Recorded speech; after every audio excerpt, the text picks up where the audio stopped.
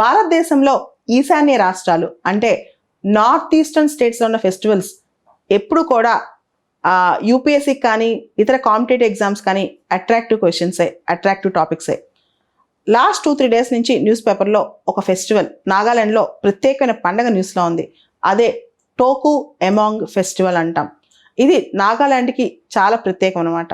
మీకు తెలుసు నాగాస్ అంటే ఒక ఎథ్నిక్ గ్రూప్ అని. దానిలో అనేక రకాల ట్రైబల్ గ్రూప్స్ ఉంటాయి. నాగా అనేది ఒక అంబ్రిల్లా ఎథ్నిక్ గ్రూప్ అయితే దానిలో కొన్ని వందల ట్రైబల్ గ్రూప్స్ ఉంటాయి, చిన్నవి పెద్దవి. దానిలో ఒక ట్రైబల్ గ్రూప్ లోతాస్, నాగా లోతాస్ లేదా లోతాస్ అంటాం అనమాట. వీళ్ళకి ఒక స్పెషల్ ఫెస్టివల్ ఉంది. దాని పేరే టోకు ఎమాంగ్. ఇది ఎక్కువగా నాగాలాండ్లోని ఓకా జిల్లాలో సెలబ్రేట్ చేస్తారు. ప్రతి సంవత్సరం నవంబర్లో 7వ తారీఖు నుంచి ఈ ఫెస్టివల్ స్టార్ట్ అవుద్ది. దసరా లాగా ఇది నవరాత్రి అనమాట. 9 రోజులు ఈ ఫెస్టివల్ చేస్తారు, 9 డేస్ అనమాట. ఈ ఫెస్టివల్లో కమ్యూనిటీ డాన్సెస్ ఉంటాయి, సాంగ్స్ ఉంటాయి, ఫీస్ట్ ఉంటుంది, చాలా ఫన్ ఉంటుంది. ఇలా చాలా రకాల అమ్యూజ్మెంట్స్ కూడా ఉంటాయి అన్నమాట.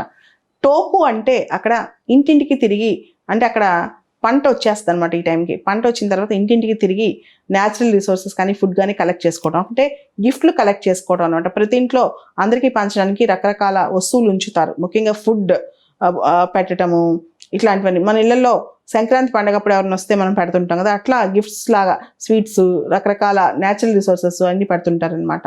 దాంతోపాటు టోకు ఎమాంగ్ ఫెస్టివల్, ఈ మధ్య ఆ ఫెస్టివల్ని ఎక్కువగా టోకు అని ఎక్కువ పిలుస్తుంటారు. అక్కడ ఎమాంగ్ అనే మాట తక్కువ వాడతారు. బట్ పూర్తి పేరు, దాని పేరు టోకు ఎమాంగ్ ఫెస్టివల్ అనమాట. అయితే ఈ ఫెస్టివల్ టైంలో నాగాలాండ్లో పాత వాళ్ళ యాన్సిస్టర్స్ యొక్క హీరోయిక్ స్టోరీస్ కానీ, అంటే వాళ్ళ యొక్క తాత ముత్తాతల కథలు కానీ చెప్పుకుంటూ ఉంటారు. ముఖ్యంగా ఈ ఫెస్టివల్ టైంలో స్కై గాడ్, ఎర్త్ గాడ్కి స్పెషల్ ఆఫరింగ్స్ ఇస్తుంటారు అనమాట. అంటే ఆకాశానికి, అంటే స్కై గాడ్కి ఎర్త్ గాడ్కి ఆఫరింగ్స్ ఇస్తుంటారు. దానిలో భాగంగా పక్షుల్ని, జంతువులను కూడా కొంతవరకు కొలవటం పరిపాటి.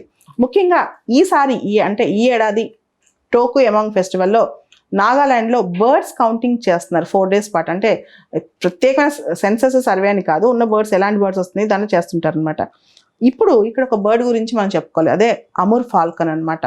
అమూర్ అనేది చైనా రష్యా మధ్య ఉన్న నది, దానికి అమూర్ అనే పేరు వచ్చింది. సో పూర్తిగా అమూర్ ఫాల్కన్స్ అనేవి బర్డ్స్.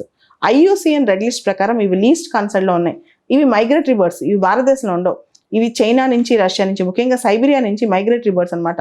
కొన్ని వేల కిలోమీటర్లు ప్రయాణం చేసి మన నార్త్ ఈస్ట్ రీజన్కి వస్తాయి. ముఖ్యంగా నాగాలాండ్, మణిపూర్, అస్సాంలోకి ఎక్కువ ఈ బర్డ్స్ వస్తాయి. లక్షల్లో వస్తాయి అనమాట ప్రతి సంవత్సరం. వింటర్ మైగ్రేటరీ బర్డ్స్, ఇవి ప్రత్యేకంగా వింటర్ సీజన్లో మైగ్రేట్ అయ్యి వస్తాయి. ఇవి మైగ్రేటరీ బర్డ్స్ కాబట్టి పోచింగ్ కానీ లేకపోతే హంటింగ్ కానీ, వీటిని కాల్చుకుని తినటం కానీ. ఒక ఫేమస్ ఫోటోగ్రాఫ్ ఉంటుంది, ఒక నాగా పెద్ద హ్యాట్ పెట్టుకుని అమూర్ ఫాల్కన్స్ని మొత్తాన్ని ఒక చైన్కి తగిలిచ్చి, ఒక కర్రకి తగిలిచ్చి తీసుకెళ్తూ ఉంటాడు. పాపులర్ ఫోటో కూడా ఉంటుంది, అమూర్ ఫాల్కన్ ఫోటో అనమాట. సో ఈ అమూర్ ఫాల్కన్స్ అనేవి they world's largest travelling migratory birds అని కూడా అంటాం అనమాట. వీటిని చాలా సందర్భాల్లో మనం, అంటే సైబీరియా, చైనా నుంచి వస్తూ భారతదేశానికి వచ్చి అక్కడి నుంచి ఇండియన్ ఓషన్ మీదుగా సదరన్ ఆఫ్రికా కూడా వెళ్తాయంట. తిరిగి అటు నుంచి మళ్ళీ సైబీరియాకి వెళ్ళిపోతాయి. దాదాపు 20-25 వేల కిలోమీటర్ల ప్రయాణం చేస్తాయి. ఈ 2-3 నెలల్లో ఫ్లై చేస్తూ ఉంటాయి అన్నమాట. దీని రూట్ కూడా చాలా లాంగెస్ట్ రూట్ తీసుకుంటాయి, అంటే మొత్తం యూటర్న్ తీసుకుంటాయి. మనకి సైబీరియా, చైనా నుంచి భారతదేశానికి వచ్చి అటు నుంచి ఆఫ్రికాకి వెళ్ళి, సదరన్ ఆఫ్రికా, అటు నుంచి మళ్ళా సైబీరియాకి వెళ్ళి ఇట్లా రౌండ్ ట్రిప్ వేస్తూ ఉంటాయి అన్నమాట. సో ముఖ్యంగా ఓకా జిల్లాలో, నాగాలాండ్లోనే ఓకా జిల్లాలో డోయాంగ్ లేక్ అని ఉంటుంది, డోయాంగ్ చెరువు. ఆ చెరువు దగ్గరికి ఎక్కువగా ఈ బర్డ్స్ వెళ్తాయంట, చాలా ఎక్కువగా ఈ బర్డ్స్ వెళ్తాయి. తర్వాత సౌత్ ఆఫ్రికాలో ఎక్కువ బ్రీడింగ్ గ్రౌండ్స్ ఉన్నాయంట అమూర్ ఫాల్కన్స్కి. తర్వాత నాగాలాండ్ని, ముఖ్యంగా నాగాలాండ్లోని పంక్టీ విలేజ్, పంక్టీ అనే ఒక పల్లెటూరుని falcon capital of the world అంటారంట. అంటే ఎక్కువగా అక్కడికి ఎక్కువ వెళ్తాయి అన్నమాట. సో ఇక్కడ మనం 2-3 టాపిక్స్ ప్రత్యేకంగా గుర్తుపెట్టుకోవాలి. ఒకటి CMS, convention on migratory species. ఒక ప్రాంతం నుంచి ఇంకో ప్రాంతానికి మైగ్రేట్ వెళ్ళే బర్డ్స్ని ఎలా ప్రొటెక్ట్ చేయాలి అనే దాని మీద ఒక ప్రత్యేకమైన కన్వెన్షన్ ఉంది, దాన్నే CMS అంటాం, కన్వెన్షన్ ఆన్ మైగ్రేటరీ స్పీషీస్ అని. తర్వాత సైట్స్ అని మనకు ఒక వ్యవస్థ ఉంది, convention on international trade on endangered species అని, CITES అని చెప్పి ఒకటి ఉంది.